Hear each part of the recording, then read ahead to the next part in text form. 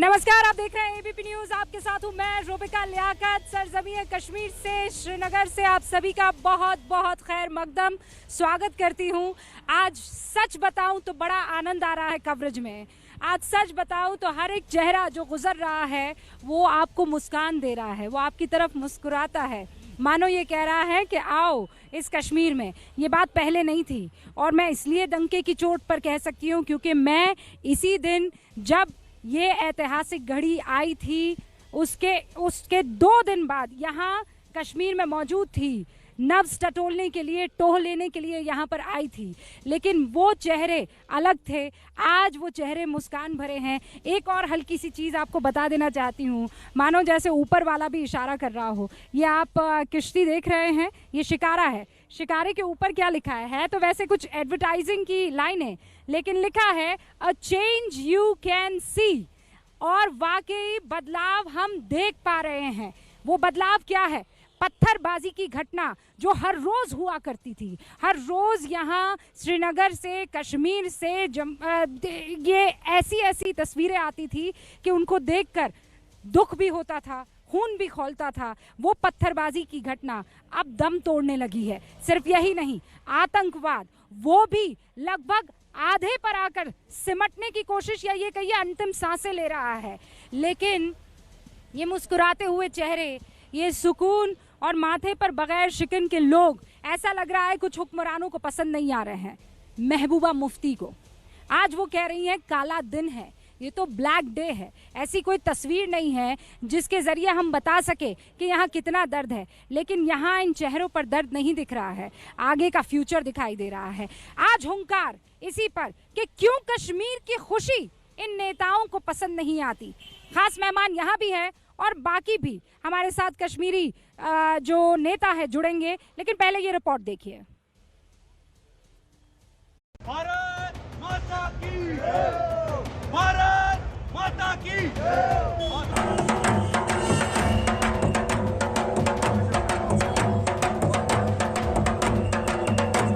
ये 5 अगस्त की तारीख बहुत विशेष बन गई है। हमारा झंडा, हमारा कानून, हमारी जान, हमारी जान। आज का दिन जम्मू कश्मीर के लिए मातम का दिन है।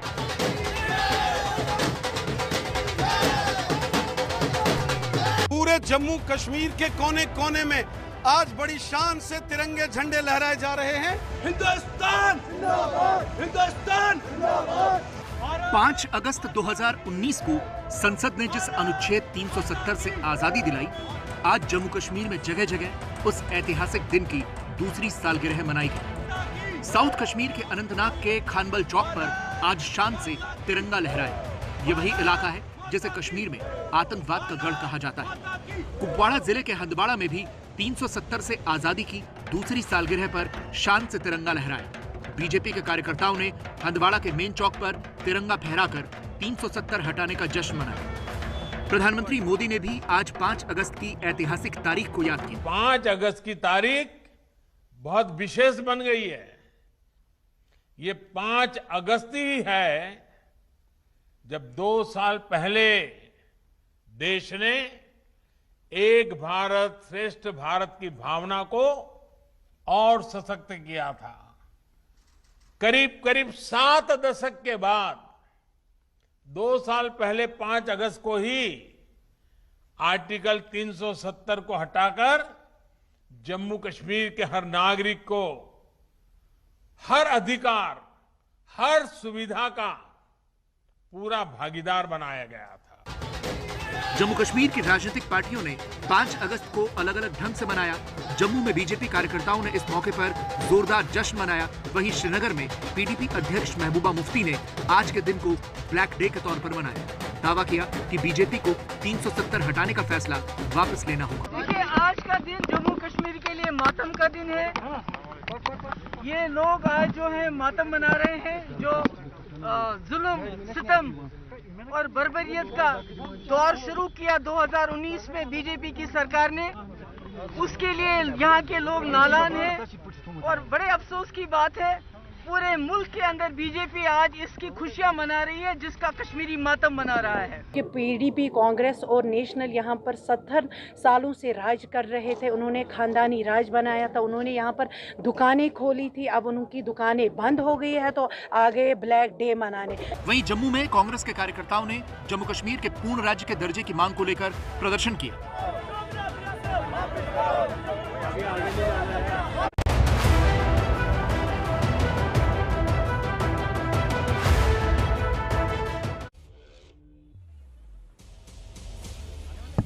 आपको ये बता दूं कि जो खास मेहमान हमारे साथ जुड़े हुए हैं वो कौन कौन लोग हैं। सबसे पहले ये बता दूं, अल्ताफ ठाकुर यहाँ पर मौजूद हैं हमारे साथ। मैं डल झील पर मौजूद हूँ, ये आपको बताना भूल गई थी।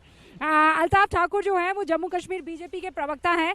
इस वक्त आपको स्क्रीन पर जनरल सेक्रेटरी अमन वक्त की आवाज़ के इम्तियाज़ खान भी दिखाई दे रहे हैं। ये दोनों यहाँ मेरे साथ जुड़े हैं डल झील से। और बाकी जो देश के दूसरे हिस्सों से जुड़े हैं वो हैं आकिब रिजू शाह, जो कि कश्मीरी एक्टिविस्ट हैं।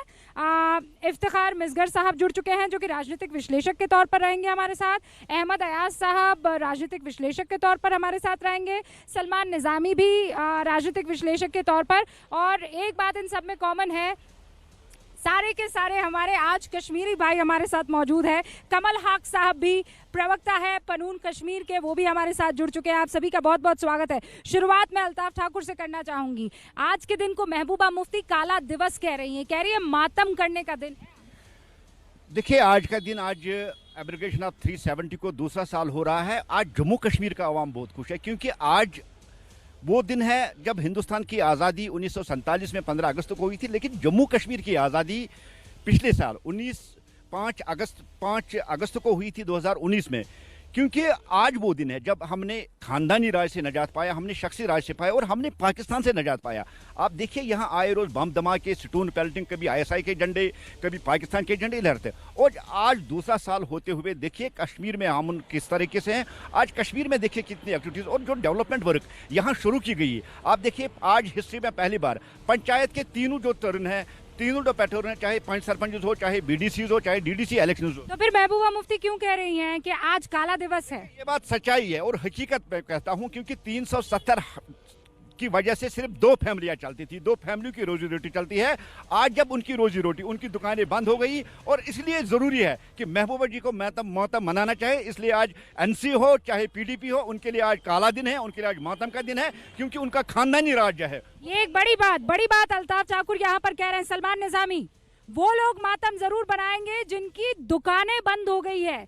370 से जिनकी इंडस्ट्रियां चलती थी लोगों को बरगलाने की, वो इंडस्ट्री पर ताला लग गया और इसीलिए मातम मनाने का दिन है। देखिए, बिल्कुल जो भाजपा दावा कर रही है कि मातम जो है, आप अगर वो लोग कसूरवार हैं तो फिर क्यों उनको इनविटेशन भेजते हैं, रेड कार्पेट वेलकम करते हैं दिल्ली में? वही फारूक अब्दुल्ला, महबूबा मुफ्ती, आप तो बुलाते हैं उनको बातचीत के लिए। फिर चलाइए ना जम्मू कश्मीर। अगर आप जम्मू कश्मीर को चलाने में सफल रहते तो उनको क्यों बुलाते दिल्ली बातचीत के लिए? क्या प्रेशर था आपको? और दूसरी बात जो है, आप सेलिब्रेट क्या कर रहे हैं? 2 साल में आपने 370 हटाने के बाद ताकि आपकी आवाज सुन सकें अल्ताफ ठाकुर। 2 साल आपने दावा किया 370 हटेगा, जम्मू कश्मीर में आतंकवाद खत्म होगा। आज भी एक आतंकवादी हमला हुआ है। आज चाइना अंदर घुस चुका है, लद्दाख के अंदर है, पीछे हटने का नाम नहीं ले रहा, और एक पार्टी बन गई है कश्मीर में। हर रोज कोई ना कोई आतंकवादी हमला कश्मीर में हो रहा है। आपने कहा रोजगार मिलेगा, नौकरियां मिलेंगी। आज कहाँ है नौकरियां, कहाँ है रोजगार? चाहे जम्मू का डोगरा हो, चाहे कश्मीरी हो, लद्दाखी हो, सब परेशान है। इकोनॉमी जो है हमारी ठप है, 5% से नीचे आ चुके हैं, -5% से नीचे। तो क्या ये नरेंद्र मोदी जी का भारत है। आज चाइना में आंखें डालकर बात करने वाला नरेंद्र मोदी जी है। आज चाइना को रोकने वाला नरेंद्र मोदी जी है। आज पाकिस्तान को जवाब देने वाला नरेंद्र मोदी जी है। आज के जम्मू कश्मीर में आतंक, चाइना और पाकिस्तान के लिए कोई जगह नहीं है। सलमान साहब, मेरी बात सुन लीजिए। ये मनमोहन सिंह का भारत नहीं है कि आधा लद्दाख आप चाइना को दे दीजिए। आज हमने चाइना को वापस हटने पे मजबूर कर दिया। आज पाकिस्तान की बोलती बंद है। सलमान साहब, आप मेरी बात सुन लीजिए, ये नरेंद्र मोदी जी का भारत है, ये नया भारत है जहां आतंक और स्टोन बेल्टर्स की कोई जगह नहीं है। ये आप वाला जम्मू कश्मीर नहीं है कि आप पैकेजेस दोगे स्टोन बेल्टर्स को। ये आप वाला जम्मू कश्मीर, ये नया जम्मू कश्मीर है। यहाँ जीरो टॉलरेंस आतंकवाद के लिए, यहाँ आतंक और उनके आकाओं के लिए कोई जगह नहीं है। चाइना को हमने जवाब दे दिया है, पाकिस्तान चुप करके बैठा है। ये नया भारत है, ये नया जम्मू कश्मीर है। ओके, अरे क्या नया, बर्बाद कर दिया आपने जम्मू कश्मीर, क्या नया है इसमें? पाकिस्तान लात मारी है पाकिस्तान को हमने हमने देशद्रोहियों को बर्बाद किया। हमने उन लोगों को बर्बाद किया जो यहाँ आतंकियों की सपोर्ट कर रहे थे, जिन्होंने आतंक की पूरी ब्रीड यहाँ कायम की थी। हम उन लोगों को बर्बाद करेंगे जो देश के खिलाफ जिन्होंने जंग छेड़ के रखी है। हम आपके सगे संबंधी स्टोन बेल्टर्स को बर्बाद कर रहे हैं। हम आपके सगे संबंधी स्टोन बेल्टर्स को बर्बाद कर रहे हैं। हम मिलिटेंटों को बर्बाद कर रहे हैं। हम नेशनलिज्म और डेवलपमेंट का एजेंडा लेके चले हैं। आज देखिए अपनी उस कोठी से निकलकर जम्मू कश्मीर के दूर दराज इलाकों में देखिए कितनी डेवलपमेंट हो रही है, कितना विकास हो रहा है। आगे आप देख लीजिए, एक बार आंखें खोल कर देख लीजिए। लेकिन ये नया जम्मू कश्मीर है ना आतंक के लिए। ओके सलमान निजामी साहब, मैं स्पीकर ऑफ कर रही हूँ। मैं स्पीकर ऑफ कर रही हूँ, एक बार फिर से मैं कनेक्ट हो रही हूँ। और अब बाकी जो मेहमान हैं, क्योंकि आप जानते हैं थोड़ा लेट से जुड़े हैं, बाकी जो मेहमान हैं उनसे भी मैं एक एक करके गुजारिश करूंगी कि अपनी बात रख लें। आकिब साहब, आप कश्मीरी एक्टिविस्ट हैं। ओके आकिब साहब, मैं आपके पास आती हूँ। इफ्तिखार मिसगर साहब, आप क्या कहेंगे? देखिए, जो मैं देख रही हूँ, सच्चाई ये है कि जो बात मैं मध्य प्रदेश में सुनती हूँ, राजस्थान में सुनती हूँ, उत्तर प्रदेश में सुनती हूँ या दूसरे दूर राज्यों में सुनती हूँ, वो आज बातें यहाँ सुनाई दे रही हैं। वो कह रहे हैं कि अब हमें रोजगार चाहिए, वो कह रहे हैं कि अब हमें स्कूल्स चाहिए, कॉलेजेस चाहिए, नौकरी चाहिए। अब ये नहीं कह रहे हैं कि आज़ादी चाहिए। रूबिका जी, देखिए, जहां तक हिंदुस्तान, पूरे भारत वर्ष की मैं बात करूंगा तो भारत में आज़ादी का दिन 15 अगस्त मनाया जाता है, मुझे लग रहा है। और कॉन्स्टिट्यूशनल चेंज बहुत सारे स्टेटों में हो गई, लेकिन जम्मू कश्मीर में कॉन्स्टिट्यूशनल चेंज को भारतीय जनता पार्टी ऐसा बढ़ा चढ़ा के हर साल इसको मना लो, भारत माता की जय बोलो यहाँ पे ये नरेटिव बदलने की बात है। ये अपने फेलियर्स पे ब्लैंकेट उड़ा रहे हैं। देखिए, कश्मीर में आज भी भारत का झंडा चढ़ रहा है और कल भी चढ़ रहा था जब यहाँ 370 जब आप इंट्रो दे रहे थे इस प्रोग्राम में, आपने बोला जिस दिन मैं यहाँ आई तब से बदलाव देखा आपने। बिल्कुल बदलाव देखा आपने, क्योंकि आप after second day of abrogation of article 70 आई थी, जब हम लोगों को बंदी बनाया था इस सरकार ने, घरों में बंद रखा था। देखिए, इस सरकार की डेवलपमेंट कहीं नहीं है। आप मुझे बताएं कहाँ पे सिविलियन जुलूस नहीं, घरों में बंद तो उनको रखा था, कहाँ पे लोकल जो बातों से लोगों को बरगला सकते थे। ये तो बहुत इफ्तिखार मिसगर साहब, मैं एक चीज क्लैरिफाई करना चाहती हूँ। आपने बड़ी बात बोली है ना कि इससे पहले क्या यहाँ पे इस तरीके से तिरंगा लहराता हुआ देखा है आपने? मुझे ये बताइए, इस तरीके से सच्चाई से बताइए। देखिए, जो आप बता रहे हैं तिरंगा तो देखा है पहली बार। जो सच्चाई है, सिक्योरिटी के लिहाज से बहुत हद तक ठीक हुए हालात।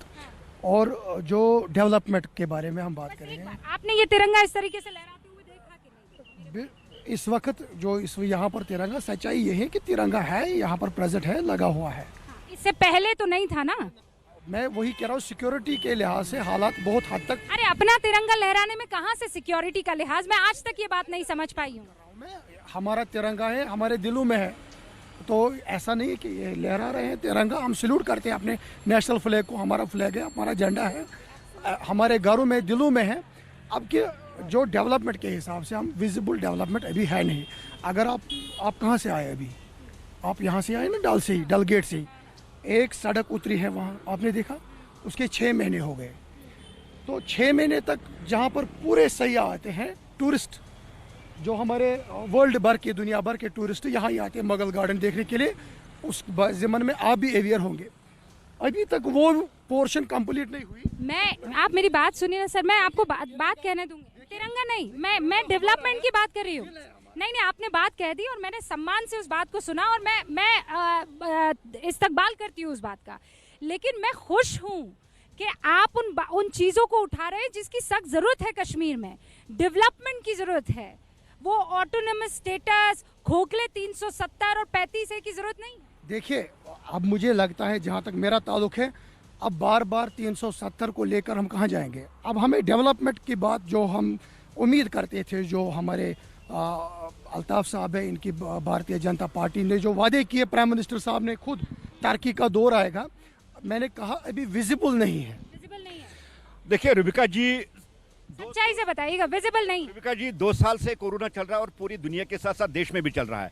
हमने जो वादे किए थे और हमने जो कसम खाई थी जम्मू कश्मीर को एक मॉडल स्टेट और एक डेवलप्ड स्टेट बनाने के लिए, उसमें कुछ रुकावटें कोरोना की वजह से आई। कोरोना की वजह से देखिए, सबसे ज़्यादा अगर स्पोर्ट्स के फंक्शन हो सकते हैं, अगर हमारे टूरिज्म के फंक्शन SOPs फॉलो करने के बावजूद हो सकते हैं, हमारे स्कूल कॉलेज जिसका मुस्तकबिल है अभी वो नहीं खुल पाए। आपको क्या लगता है सबसे ज़्यादा टूरिज्म है, सबसे ज़्यादा स्कूल शिक्षा, बच्चों की शिक्षा बहुत होनी है।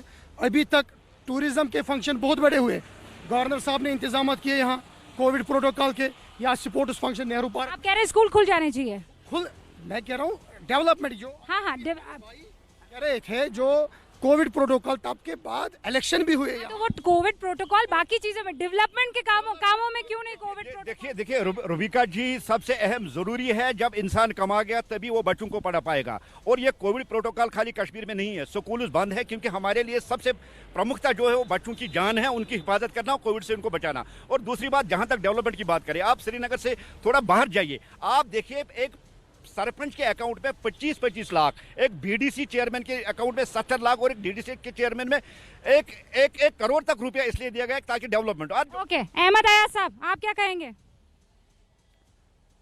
देखिए, खुशामदीद रुबिका, सुबह आपसे बात नहीं हो पाई, नहीं तो मैं भी खुशामदीद सर, मैं स्पीकर पर डाल रही हूँ दोबारा आपकी बात को। हाँ, मैं भी चाहता था कि मैं कुछ गिनाऊं, कुछ तब्दीलियाँ गिनाऊं, कुछ उपलब्धियां गिनाऊं जो 370 के बाद यहाँ पैदा हुई।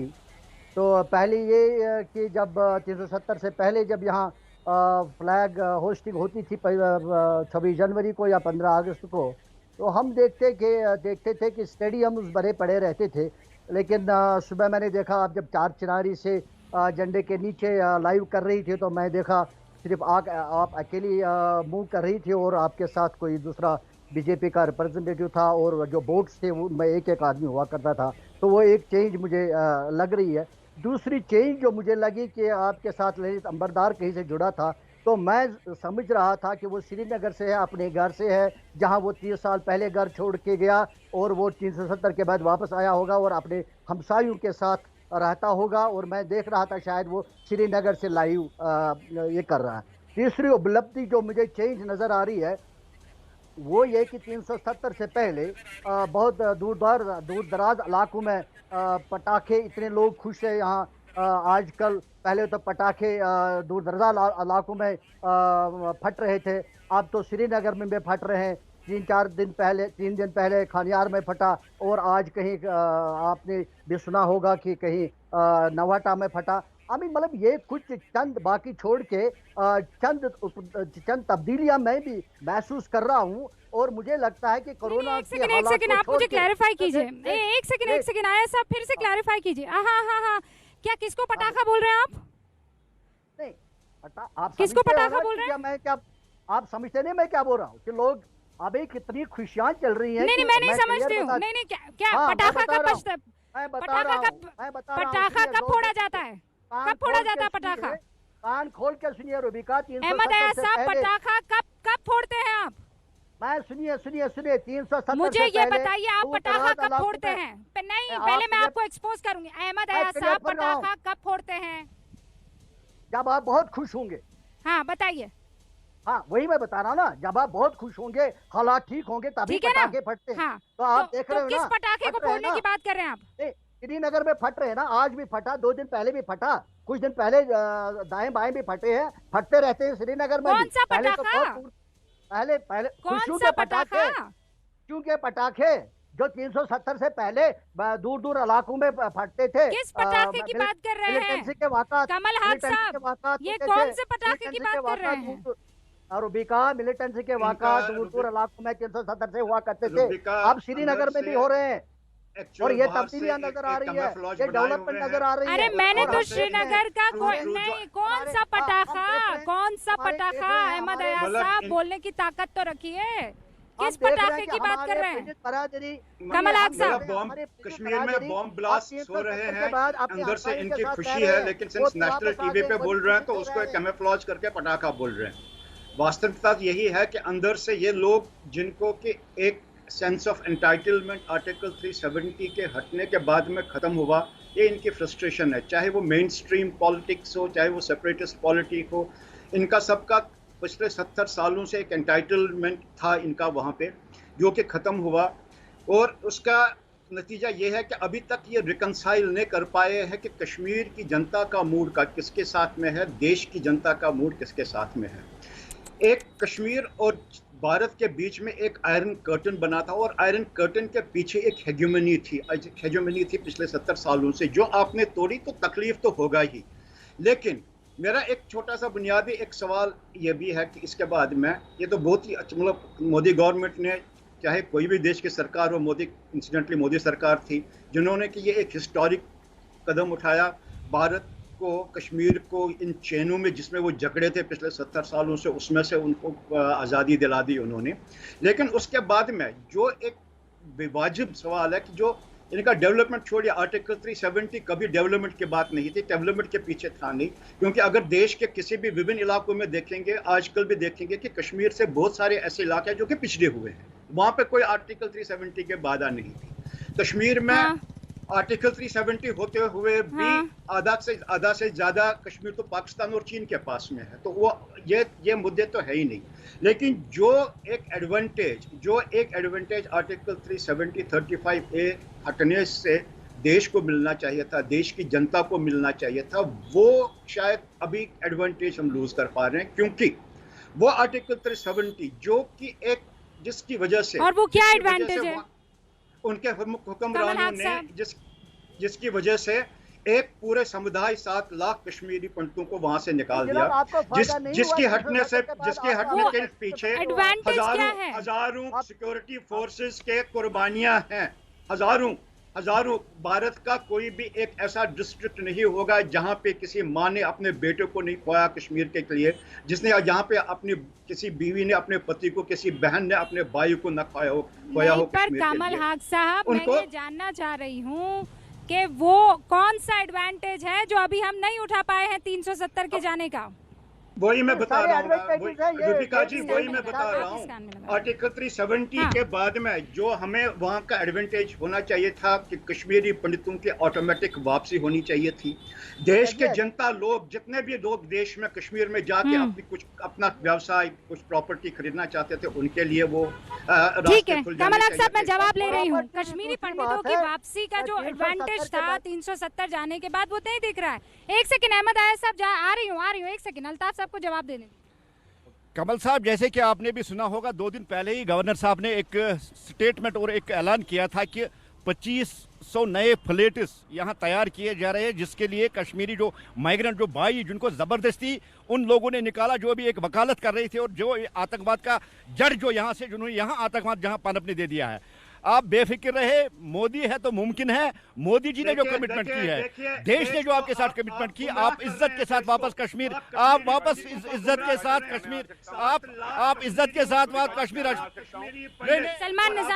हमने सलमान निजामी साहब आपके वक्त, आपकी रूल के वक्त कश्मीरी पंडित यहाँ से भागे, हम उनको वापस ला रहे। आपने कश्मीरी पंडितों को यहाँ से भगा दिया कश्मीरी पंडितों को यहाँ से हम वापस ला रहे। ये हमारी कमिटमेंट है, हमारी कमिटमेंट में हम कश्मीरी पंडितों को वापस ला रहे। आपने जम्मू कश्मीर को 70 साल तक बर्बाद करके रख दिया। आज अगर कश्मीर में कोई मसला है, सिर्फ आप लोगों की वजह से है। आपने हुर्रियत वालों को पाला, आपने हुर्रियत वालों को पोसा, उनको दूध पिलाया, आपने सांपों को दूध पिलाया। यहाँ एक सेकंड रुक जाइए, शोर से नहीं होगा, कंफ्यूज नहीं करिए। इस तरीके से बात कर रहे हैं कश्मीरी पंडितों की बात समझ में नहीं आएगा। तो आपका कहना है कि एक सेकंड, ऑल दी गेस्ट, मेरी बात सुनिए। सलमान, हाँ, सलमान निज़ामी, कमल हक साहब, अयाज साहब, मैं यहाँ डल झील पर मौजूद हूँ, स्टूडियो में नहीं हूँ, तो मैं आप लोगों को देख नहीं पा रही हूँ। तो आपको मुझे इतनी मदद करनी होगी कि एक एक करके आप कहें, क्योंकि मैं इतने टाइम में आप लोगों की आवाज़ तो पहचान गई हूँ, लेकिन अभी भी जब एक साथ आप सब बोलते हैं तो किसी को कुछ समझ नहीं आता, और जब मुझे नहीं आ रहा है। हाँ, ओके, अहमद अयाज साहब, आप मुझे, हाँ बोलिए। रूबिका, मैं ये कहना चाहता था, एक आपको ये उपलब्धि नजर नहीं आ रही है 370 के बाद कि जो कश्मीरी पंडित 3 साल पहले यहाँ से चले गए हैं, वो आज अपने घरों में अपने हमसायों के साथ जैसे 30 साल पहले रहते थे ऐसे नहीं रह रहे। आपको ये उपलब्धि नजर नहीं आ रही है? जो सबसे बड़ी उपलब्धि होनी चाहिए थी वो हो गई। आपको ये नहीं लग रहा है कि अमन कायम हो गया है? आपको ये नहीं लग रहा है कि अभी कहीं कोई कहीं बंदूक नहीं चलती है, श्रीनगर में नहीं चलती है, कश्मीर में नहीं चलती है? आपको नहीं लगती है? आपको ये नहीं लगता कि यहाँ के सिक्योरिटी फोर्स जो 370 से पहले थे वो सब यहाँ से निकाले गए हैं? ये सारी उपलब्धियां आपको नजर नहीं आ रही है?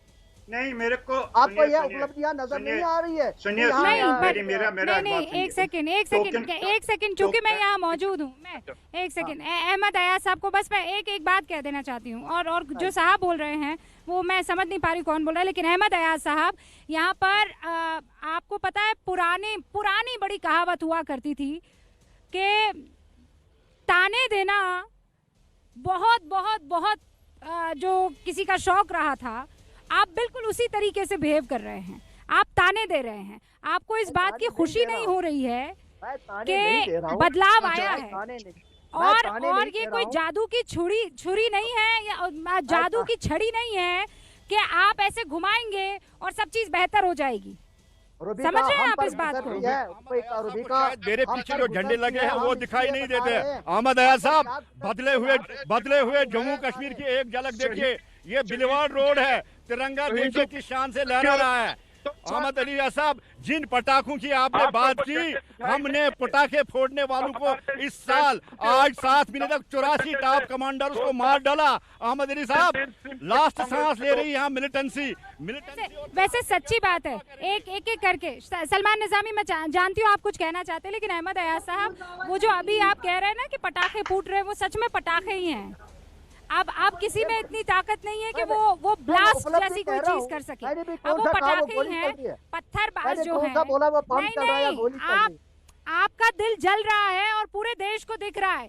मुझे पता है कि वो पीछे लहराता हुआ तिरंगा आपके सीने पर सांप की तरह जो है वो डोल रहा है, और आपको वो बात पसंद नहीं आ रही है। सलमान निज़ामी कुछ कहना चाहते हैं, पहले उनकी बात सुन लो और उसके बाद अहमद अयाज साहब आप जवाब दीजिए। माफ कीजिएगा, अल्ताफ ठाकुर आप जवाब दीजिएगा। जब मैं स्टेडियम जाता था तो लाखों लोगों को मैं वहाँ अटेंड करता था, देखता हुआ, पार्टिसिपेट करते हुए देखता था, और आज मुझे अकेली 4 चेहरे पर घूम। अरे भाई साहब, कोरोना चल रहा है ना, क्या लाखों लोगों को आप अटेंड करते थे? 2 साल से कोई एक दूसरे को अटेंड नहीं कर पाया। आप कह रहे लाखों लोगों को अटेंड करता था। अहमद अयाज साहब, रुक जाइए, कोरोना चल रहा है मालिक, कोरोना अभी चल रहा है। सलमान निज़ामी, देखिए रूबिका, 2 सालों में हमने देखा कि देश के सैनिक हों, चाहे सिविलियन हों, चाहे पुलिसकर्मी जम्मू कश्मीर पुलिस के होंगे, उनकी लाशों पे कितने तिरंगे पीछे हमने देखा 2 सालों में। और दूसरी बात जो है, प्रॉब्लम कहाँ है बीजेपी की? प्रॉब्लम ये है कि बीजेपी ये जताना चाहती है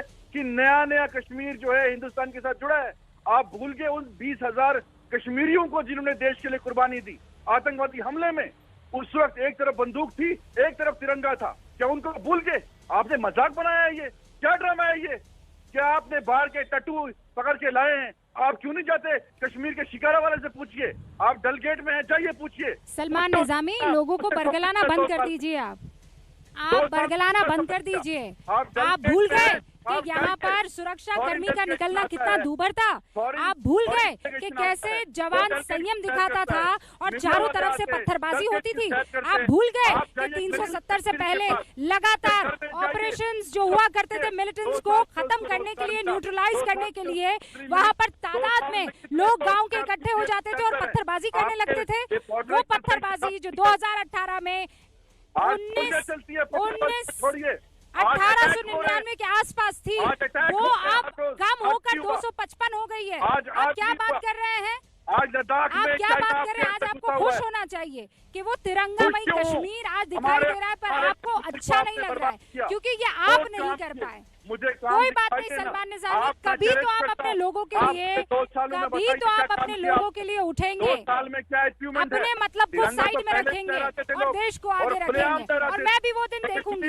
ये दिन देखा है, आने वाला दिन भी दिखेगा। बहुत बहुत शुक्रिया आप सभी का हमारे साथ जुड़ने के लिए। हुंकार में आज के लिए बस इतना ही। जय हिंद।